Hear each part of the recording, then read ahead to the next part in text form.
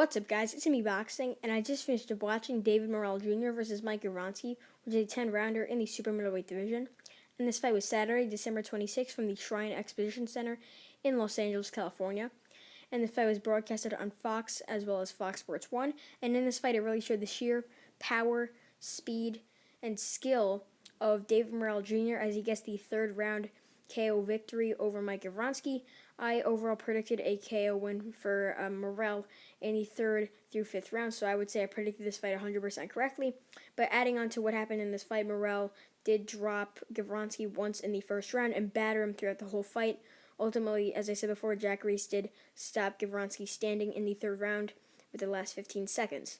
But in that first round, Gavronski was getting lit up by combinations, beautiful left hands from Morrell. And in my opinion, Morrell is definitely ready to take on one of the top 10, if not top 15 guys. I mean, he looked great here. Similar to that Lennox Allen fight, he looked excellent. I mean, Gavronski's a man with 30 pro fights, and he made him look like he was an amateur, a total amateur, even though Morrell was the guy with less than 5 pro fights, now getting his 4th win and his 3rd via knockout.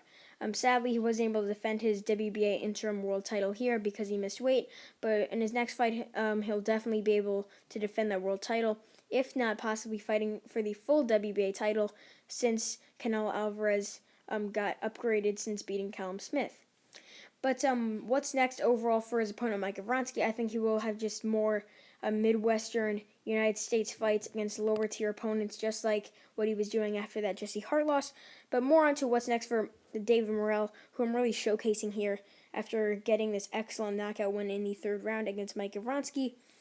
He really looked great, as I said before. He showed why he is one of the top Cuban amateurs and one of the top prospects to come out of Cuba, and now he's a world champion.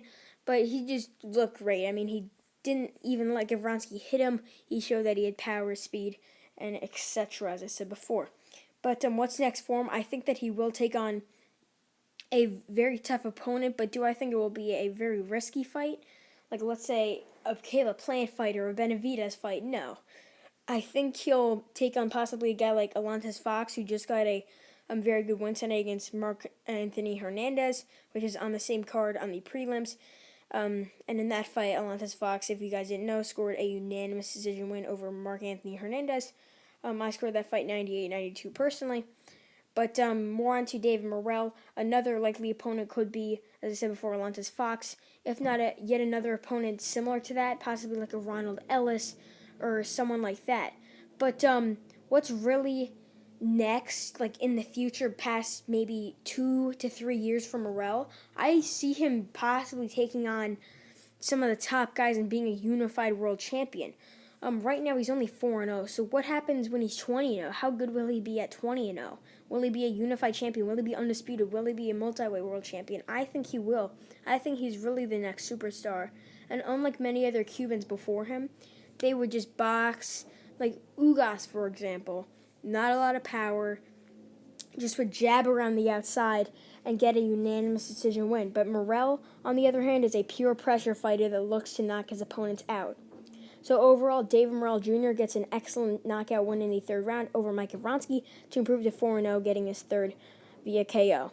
And yeah, that's really it. I'm me Boxing. Thanks for watching, and I'll see you guys later.